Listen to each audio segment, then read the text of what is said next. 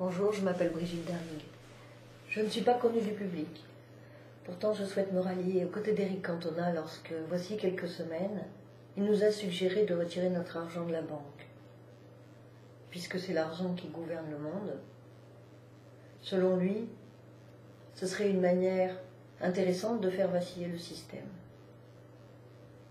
Ses propos ont très vite été rachetés, jugés. On lui a même suggéré de rester à sa place. Mais n'est-il pas à sa place lorsqu'il dit ce qu'il sent, ce qu'il ressent, ce qu'il pense? N'est-il pas à sa place en tant que citoyen dans le pays qui prône les droits de l'homme et celui de la liberté d'expression? Bien sûr que l'argent a pris une importance complètement démesurée dans nos vies et sur notre planète. Je crois même que nous ne pourrions pas envisager un monde sans argent. L'argent est devenu le maître de notre vie. Il est le nerf de la guerre, comme on dit très fréquemment. Nous employons cette expression sans songer vraiment à ce qu'elle implique. Pourtant, nous devrions. Presque tous nos besoins de base sont liés à l'argent. Se nourrir, se vêtir, se loger. Le nerf de la guerre. Telle est la guerre que nous menons. Et pour certains, elle est quotidienne. Mais avons-nous envie de continuer d'alimenter cette guerre? Avons-nous envie, chaque jour, d'être le soldat, l'instrument de cet enfer dans lequel nous nous sommes enfermés, et grâce à qui le monde fonctionne? Grâce ou à cause? Tout tourne autour de l'argent. Combien ça coûte? Combien tu me donnes? Combien je vaux? Ne sommes-nous pas en bout de course? Le système dans lequel nous vivons est à bout de souffle. Et l'argent est son aliment de base. Nous tuons pour avoir de l'argent. Il est en apparence la cause de la plupart des violences sur notre planète. Nous parlons de crise mondiale. Mais quel visage prend-elle pour chacun d'entre nous? Pour nous, en tant qu'individus, à quoi cela se résume? Si ce n'est que tout homme est en augmentation et que notre pouvoir de consommation est réduit. Ici, je voudrais faire une petite parenthèse. La plupart d'entre nous, si nous écoutons notre cœur, souhaitons vivre en paix et que cette paix se répande à travers la planète. Mais que sommes-nous prêts à faire pour cela? Et que faisons-nous concrètement dans nos vies en tant qu'individus? Je ne crois pas que nous puissions nous contenter de phrases toutes faites que j'entends depuis que je suis née, du genre « Et oui, c'est ainsi, et que peut-on faire ?» Nous pouvons faire. Nous pouvons faire en accomplissant notre rôle de citoyen. Nous devons nous responsabiliser en tant que citoyens du monde, parce que nous sommes tous concernés. La pauvreté, comme je le disais tout à l'heure, implique une consommation de survie réduite à la satisfaction des besoins de base, se loger, se nourrir et se vêtir. Nous pouvons donc constater, en tout cas en Europe, que le citoyen moyen a allègrement atteint son statut de pauvre. Alors n'est-il pas temps maintenant de pratiquer la sagesse du pauvre? Partageons ce que nous avons, parce qu'ainsi, nous deviendrons riches. Commençons à nous alimenter de la vraie nourriture, de celle qui nourrit notre esprit, notre âme. Sachons écouter nos cœurs. Arrêtons de combler nos manques par de la mauvaise nourriture. Arrêtons de nous faire croire que d'avoir ou de posséder nous rendra plus heureux, car c'est bien là-dessus que le système se nourrit. Commençons à nous tendre la main, une main ferme, déterminée, une main confiante. Commençons à le faire pour nous-mêmes. Devenons sincères, honnêtes, regardons-nous en face, allégeons nos cœurs de la tristesse, de l'aigreur, de la détresse, de la peur qui les envahisse. Communiquons avec nos conjoints, nos enfants, nos parents, nos voisins, les inconnus même que nous croisons dans la rue. Parlons-nous d'amour, parce que notre richesse est là.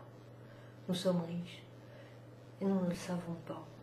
Que pouvons-nous faire? Créons, organisons des systèmes de tontine à l'égal de nos frères africains.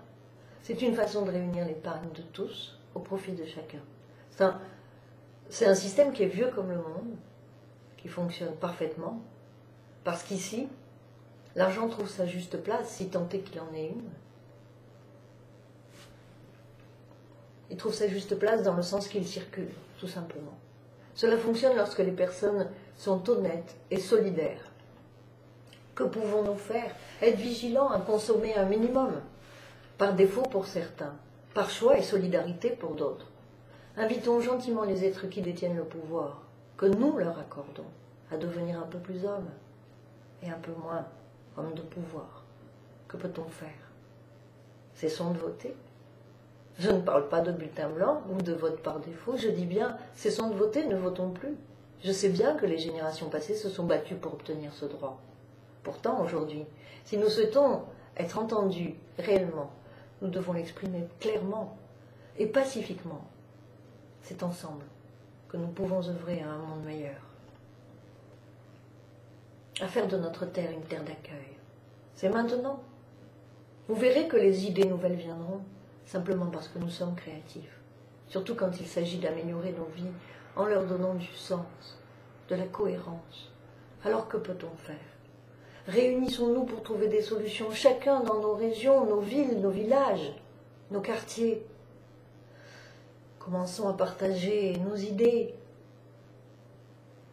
en vue d'un meilleur enseignement pour nos enfants, un système de santé plus responsable pour nous et plus chaleureux aussi. Tout reste à faire. Où que nous regardions, où que nous posions nos yeux, rien ne va, tout reste à faire. Réunissons-nous chacun avec nos compétences. Contribuons à changer le monde. C'est maintenant. Et cela doit rester pacifique. Être heureux ne dépend pas de l'argent. Être heureux dépend de notre réalisation personnelle. Et celle-ci découle, de l'estime que nous avons de nous-mêmes. Ensuite, nous pouvons partager cela avec les autres. Et c'est ainsi que nous devenons un être social. Ce processus peut prendre toute une vie où il peut complètement nous échapper. Et si c'est le cas, nous devenons seulement réactifs à notre environnement, sans pouvoir pour autant devenir le maître de notre vie et agir pour notre bien et celui de tous. Alors que pouvons-nous faire? Nous pouvons faire. J'invite chacun à regarder au fond de lui pour savoir ce qui est important pour lui. Nous n'avons plus le temps de nous faire croire que nous souffrons. La souffrance qui nous habite est seulement celle qui nous montre que nous ne sommes pas adaptés à ce monde. Voilà pourquoi il faut le changer, sans aucune arme de destruction massive, pas plus contre nous, que contre un ennemi potentiel, imaginaire. Le racisme, par exemple, fonde ses racines dans notre peur de manquer et la discrimination dans la peur de la différence. Mais nous n'en sommes plus là, n'est-ce pas? Qu'attendons-nous? Un leader, un héros? Aujourd'hui, nous ne pouvons pas fonder nos espoirs sur un seul homme. Serait-il un Gandhi, un Nelson Mandela, un Martin Luther King, un Zorro ou un Robin des Bois? Aujourd'hui, nous tous, nous avons une parcelle de la lumière qui les a habités, nous tous. Nous devons nous lever pacifiquement pour porter cette lumière bien haut. Agir tous ensemble pour ne pas craindre d'être assassinés ou réduits au silence, par exemple, par un soi-disant système.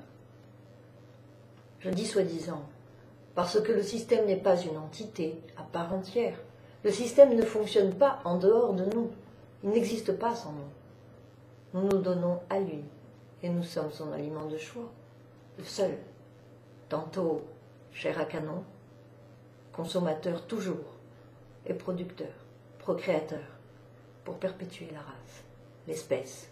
Nous lui donnons nos enfants en pâture, et nous appelons cela la vie. Alors vous voyez bien qu'il n'est plus temps de se battre, entrer en violence, user de violence, cela c'est déjà fait. Ceci étant, la révolution pacifique est en marche et c'est maintenant. Si vous vous sentez concerné par ce que je dis, alors passez le relais, ou prenez-le, ou un peu les deux. Prenez soin de vous.